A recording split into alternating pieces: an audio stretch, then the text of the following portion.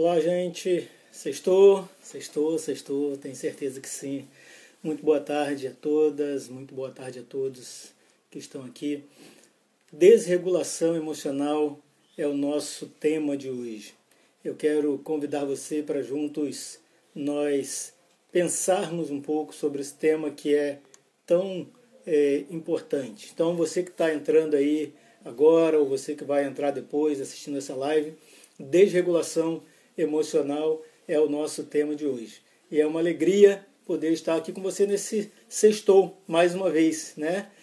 Se estamos aqui é porque conseguimos vencer mais uma semana, é porque conseguimos chegar a mais um final de semana, mais uma sexta-feira, e o meu desejo é que essa sexta-feira, o próximo, sexta, sábado e domingo, ou seja, o nosso final de semana seja muito bom, muito abençoado, e você compreendendo, né, nós compreendendo, boa tarde, Xará, nós compreendendo um pouco mais sobre esse tema que é bastante sério, bastante importante, extremamente atual, né, do ponto de vista científico e também com todas essas questões sociais que nós temos enfrentado aí, com tanta informação, com tanta notícia ruim acontecendo, e esse tema da desregulação emocional, ele é bastante sério e bastante pertinente, penso eu.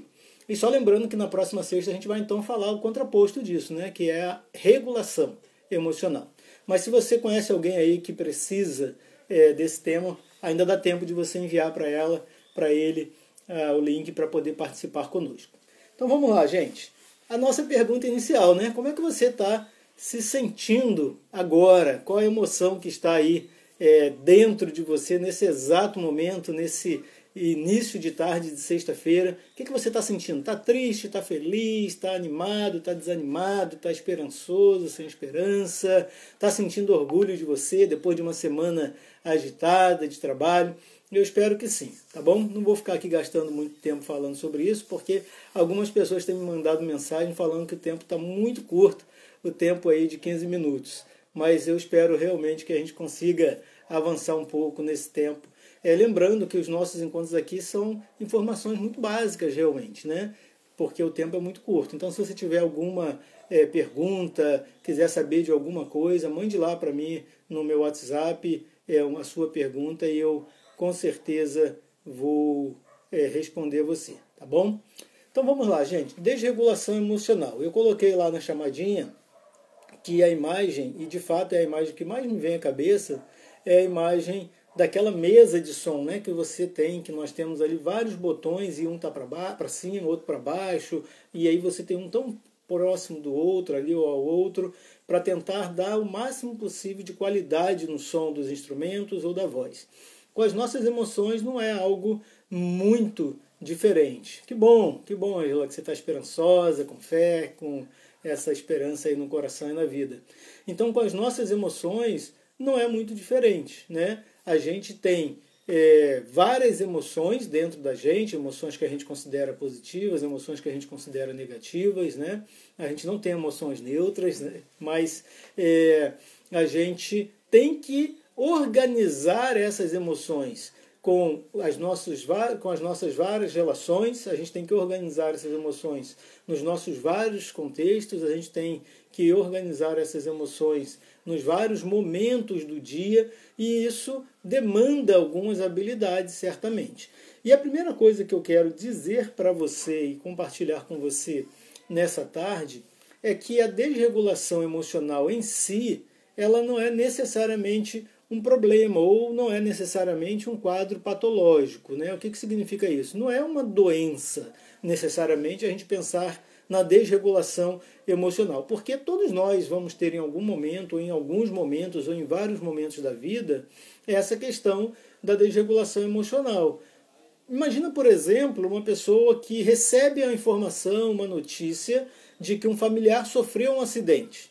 É natural que essas emoções elas se desregulem, até que você tenha uma notícia ou uma informação mais objetiva, mais precisa desse acidente. Ou imagina alguém que está se preparando para fazer um pedido de casamento, né? E ainda tem aquela dúvida, será que a pessoa vai aceitar ou não esse pedido de casamento? E você está ali se preparando para esse pedido de casamento, então as suas emoções elas dão aquela desregulada, aquela variada. Isso é extremamente natural, a gente imagina que isso possa acontecer e espera, né, que isso aconteça, inclusive, porque aquela pessoa que mantém uma regularidade nas suas emoções, esse quadro, sim, não necessariamente, tá bom, gente? Mas esse, sim, pode ser um quadro patológico. Uma pessoa que nunca oscila para cima, nunca oscila para baixo, né? Que mantém ali, diante de todos os contextos, de todas as notícias, de todas as informações, de todos os momentos, ela mantém o mesmo padrão de serenidade, o mesmo padrão de tranquilidade, ou o inverso. É uma pessoa que explode o tempo todo, mesmo nos ambientes mais calmos, mais tranquilos. Essa pessoa ela está sempre acelerada, também pode ser um quadro aí passível da gente fazer algumas análises pormenorizadas. Então, esse é o primeiro ponto, para você não ficar, depois da live, se julgando, né? Ai, meu Deus, eu estou muito ansioso, muito ansiosa, muito nervoso, muito nervosa, estou feliz demais, né? E aí as pessoas, elas tendem a dizer, fulano é bipolar, ciclano é bipolar, né? Cada hora está de um jeito, né? E aqui você vai perceber, quando você for estudar, quando você for olhar, que não existe exatamente assim uma definição concisa, precisa sobre a regulação emocional. Então a minha base aqui é a terapia comportamental dialética, né, que é onde eu tenho treinamento, além da terapia comportamental como um todo, mas especificamente hoje a minha base aqui é a DBT, a terapia comportamental dialética, que trabalha muito e com clientes e pacientes muito específicos nesse quadro de altíssima desregulação emocional. Lá na chamada que eu fiz hoje, eu falei sobre uma ativação emocional muito intensa, né? Então a gente começa a perceber a desregulação emocional, que ela precisa passar por um acompanhamento, que a pessoa precisa ser acompanhada, precisa ser tratada. E em alguns casos mais específicos, a gente trabalha um protocolo que a gente chama de treino de habilidade emocional, para poder ajudar essa pessoa a trabalhar, a lidar com as habilidades emocionais. Atualmente eu estou trabalhando esse plano, né, com 2 pacientes, que é um treino de habilidade emocional para a pessoa aprender a lidar com o alto índice de desregulação emocional. Tem pessoas que sofrem demais e fazem as pessoas no seu entorno sofrerem também.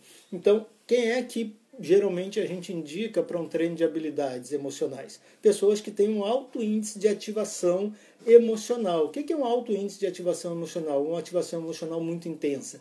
É uma pessoa que não consegue ter um nível de autocontrole diante de situações que normalmente aquela intensidade emocional não é adequada. Isso pode acontecer com qualquer pessoa? Sim. Só que isso não acontece com qualquer pessoa ou com todas as pessoas recorrentemente. Você viu uma... Eu estou olhando lá para fora, né? Aqui atrás de casa tem uma mata. Você viu cair uma folha da árvore. E aí você começa a chorar. Meu Deus, a árvore perdeu mais uma folhinha, coitadinha dela, ela não vai resistir. Né? Isso é um processo natural que a gente não imagina que alguém vai entrar no nível de emoção tão alto porque viu uma folha cair da árvore.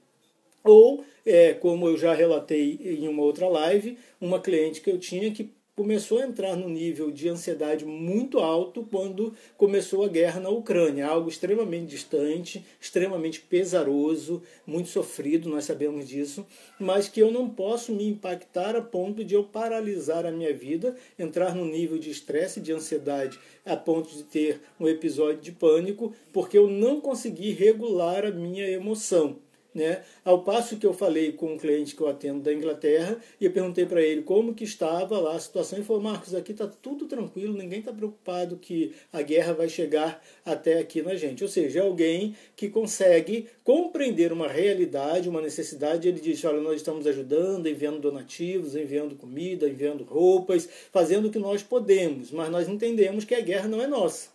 Então essa pessoa entende que tem um papel social de tentar ajudar essas pessoas, mas que ela não pode, do ponto de vista emocional, se desregular, até porque senão ela não vai conseguir ajudar adequadamente. Qual é um outro exemplo que é bastante útil para a gente? Lembra quando você voou de avião pela primeira vez lá? Não é música não, tá? Mas você lembra quando você voou de avião, que você ouviu o comissário ou a comissária de bordo dizendo: olha, se tiver algum problema e a máscara cair, coloque primeiro em você, para que depois você tenha condições de acessar as outras pessoas. Ou seja, mantenha reguladas suas emoções, né, para que você então possa conseguir ajudar outras pessoas. Então, um alto índice de ativação emocional é igual a uma dificuldade de regular as minhas emoções. Isso acontece com quem?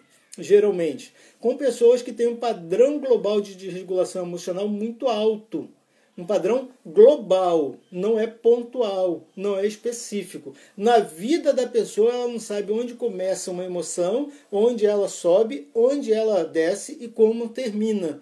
Ou seja, essa pessoa com alto padrão ou com padrão global de desregulação emocional, ela sofre prejuízos no seu dia a dia, nas suas relações, no seu relacionamento familiar, no seu relacionamento conjugal, no seu ambiente de trabalho. É uma pessoa que muitas vezes ela não é benquista no seu ambiente de trabalho, é considerada chata, é considerada arrogante, é considerada prepotente, é considerada uma pessoa difícil de se lidar. Ela é, no nosso vocabulário normal, é aquela pessoa que é 8 ou 80. Você já ouviu essa expressão, eu imagino, né? E, como eu disse lá no início, é aquela que alguns chamam de bipolar. E isso não é ser bipolar, tá, gente? É outro, se tivesse algum diagnóstico, seria outro diagnóstico provavelmente, tá? Mas então percebam, quando você começa a interagir muito com alguém que é considerado 8 ou 80, que é um extremista, né, que é polarizada, é polarizado, a gente começa a perceber, ou eu poderia começar a prestar atenção, nos prejuízos que essa pessoa tem no seu dia a dia, no cotidiano, na sua vida relacional, com os seus familiares, com os amigos, né? Então são pessoas que evidenciam geralmente respostas emocionais muito intensas, mas além de intensas, instáveis. Ela não tem uma estabilidade. Há momentos que pedem que nós tenhamos uma resposta emocional muito intensa. Mas você já viu aquela pessoa, né? Não fale o nome de ninguém, ainda bem que você está aí do outro lado da câmera, né? Não escreva, não mande mensagem, mas você já viu aquela pessoa que toda semana tem uma paixão nova? Toda semana ela se apaixona por alguém, né? E aí morre de amores, sofre desesperadamente. E nesse tempo de Tinder, Rap e outras coisas, é muito fácil você conhecer muita gente, sempre gente joia, né? Porque a pessoa está se vendendo, não se esqueça, ela está se vendendo lá na rede social, lá no aplicativo, e ela vai botar as melhores qualidades dela, né? As melhores habilidades, algumas que possivelmente nem são de fato verdadeiras. Então tenha cuidado com essa paixão aí semanal. Uma outra qualidade, se a gente pode dizer assim, ou uma outra característica da pessoa de um alto padrão de desregulação emocional são comportamentos que, além de intensos, eles tendem a ser destrutivos, né? Autodestrutivos, na verdade.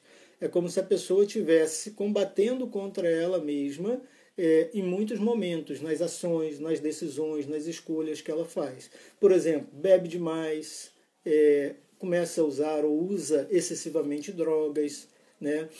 São pessoas que têm um alto índice de ideação suicida, podem ter, perdão, um alto índice de ideação suicida, e em alguns casos têm, se não intencionalmente, mas colocam a sua vida regularmente em risco, ao dirigir, ao fazer escolhas de alguns programas.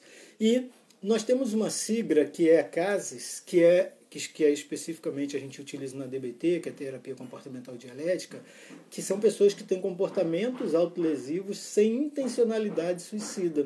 Por exemplo, pessoas que se automutilam, pessoas que puxam o cabelo, puxam os fios da sobrancelha, que se arranham, né, que se beliscam. Então são pessoas que têm comportamentos autolesivos mas que elas não têm necessariamente uma intenção de suicídio.